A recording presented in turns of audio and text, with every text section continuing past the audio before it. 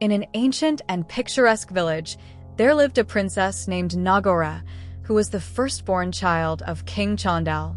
Unlike her three younger sisters, Nagore was single, and unfortunately, this was due to her physical appearance. Her body was of a considerable size, which brought her many difficulties in her social and love life. Suitors often refused to approach her, and this became the subject of ridicule and derogatory comments among the villagers. Songs were heard that made fun of her weight, and the community frequently referred to her with hurtful rumors. Some said that 3 belts needed to be tied around her to support her waist, while others callously claimed that she had once eaten an entire goat in a single night. King Chandal and his wife were deeply concerned about their daughter's situation. On several occasions, they tried to arrange marriages for Nagore, but each time they were met with the same result: a lack of interest from the men in the community. For her part, Nagore had lost all hope in herself. Her addiction to food was such that she could not imagine herself being thin at any point in her life, and she believed that marriage was not a viable option for her. Her perception was that any man willing to marry her would do so for her status and not out of genuine love. Nagore had always longed to be loved by whomever she chose to share her life with. Despite the unhappiness that dominated her daily life, Nagore found a small refuge in dancing. She was an exceptional dancer, and on many occasions she would retreat into her solitude to dance to the rhythm she created with her own voice. The need to hide from the world was so strong that she preferred to do so rather than be the object of ridicule. With the end of another successful year, the annual festival that united the 4 neighboring villages was approaching. The excitement was palpable among the inhabitants as they all prepared to show off their best outfits, polish their dance steps, and practice their musical instruments. However, Nagore only wanted to find a secluded place where she could dance freely. Finally, she found a perfect corner where she could clearly hear the drums and flutes that marked the rhythm of the festival. With a wide smile, she began to dance, letting the rhythm wash over her. However, she soon noticed that the sound of a drum was getting louder and louder. At first, she ignored it, absorbed in her dance. Suddenly, the festival music stopped, but the drum continued. When she turned around, she saw a man playing the drum with a big smile. The man stopped playing and asked her why she had stopped dancing. Nagore, frightened, began to run. However, the man followed her, and since she could not run quickly due to her weight, he caught up with her. "Leave me alone," she said, panting. "Go find your comic entertainment somewhere else." The man, with a kind look, wondered why she thought it was a joke to him. "I got lost trying to get to the market square, and, seeing you dancing, I decided to accompany you with my drums," he explained. Taking a closer look at his attire, Nagore realized that he was from another village and gratefully showed her the way to the market square. However, the man insisted that he preferred to continue playing for her. Without her permission, he began to play again, urging her not to give up. Nagore eventually gave in and began to gently move her hips to the beat of the drum. What did she have to lose? He was a stranger she would probably never see again, and she had the chance to dance the way she had always wanted to. After a while, she stopped and thanked him. "I really enjoyed it," she said. "My name is Bodrum." "No, Mr. Drum," he replied with a smile. Nagore told him her own name, and although she knew she had to go home, Bodrum encouraged her to come back the next day. Nagore, intrigued, agreed. As she walked back home, she couldn't stop thinking about the man who had been so kind to her and who wanted to spend more time with her. "Of course he's not attracted to me," she told herself, as she found it unusual for such a handsome man to be interested in her. That night, her mind was occupied with thoughts of Bodrum, and although she tried not to get too excited, she couldn't help it. The next day, Nagore excitedly set out to meet Bodrum. When he saw her, his face lit up with joy, and she was also excited to see him. They spent hours talking and getting to know each other better, and then he played the drum for her to dance to. Days turned into weeks, and their meetings became part of their daily routine, constituting the best time for both of them. Finally, Bodrum confessed his feelings for her. Although Nagore suspected that he had an interest in her, she did not want to jump to conclusions, but she was happy when he finally expressed it, as she felt the same way too.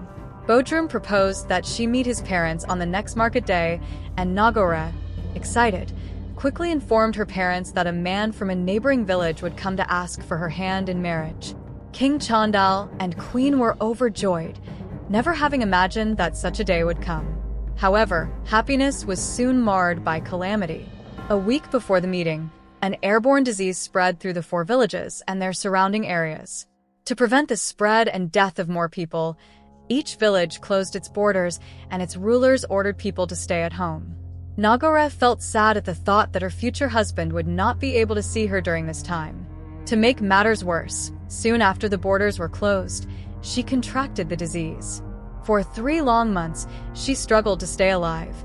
The disease severely affected her appetite, and she found it difficult to eat half a plate of food on a normal day.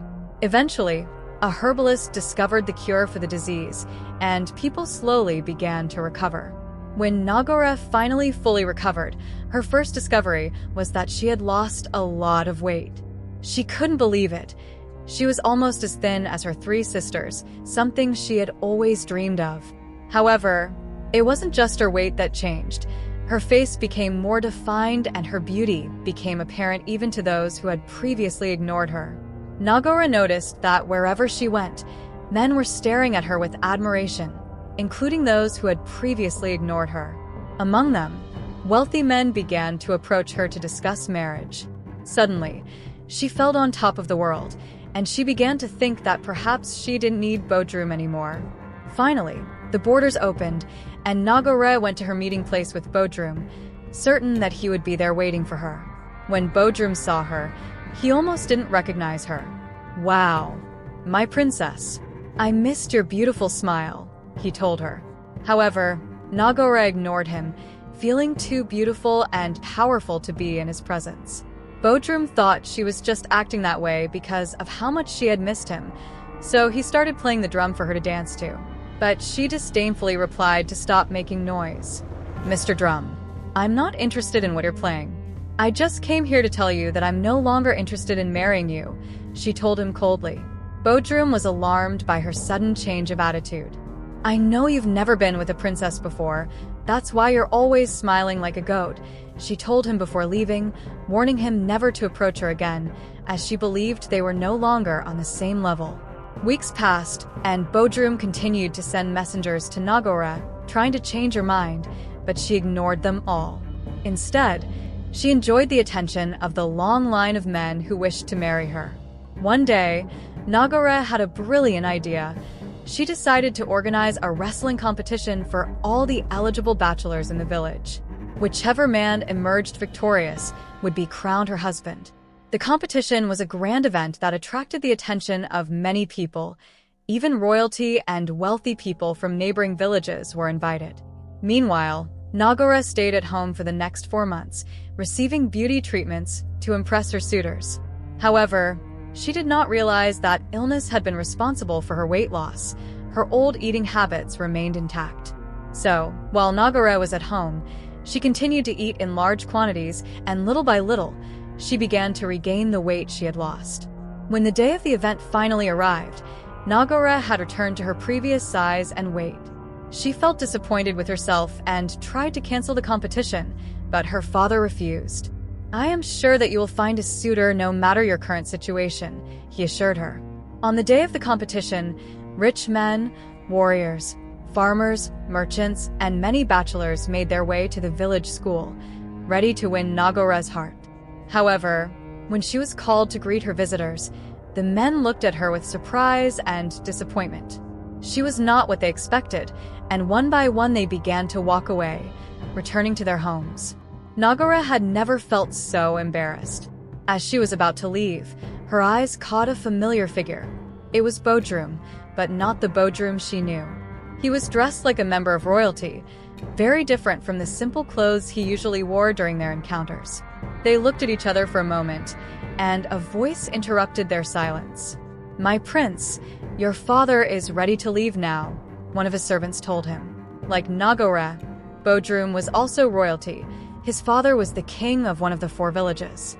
However, because of his love of music, he often dressed up to play during festivities and did not want to be treated in a special way by the other villages. As he watched Bodrum walk away, Nagore realized that she had lost a good man who had loved her despite everything. It was a shame, for she never had the chance to find true love again, and eventually had to settle for being the 10th wife of an old chief. The moral lesson of this story is clear. You should never neglect those who are with you in your worst times, as these kinds of people are becoming increasingly rare in today's world. If you treat them unfairly, you may never get the chance to return to their lives. Thank you for reading this story today. I invite you to share your thoughts on what you learned, and don't forget to like, subscribe, and share it with your loved ones. Until next time, bye.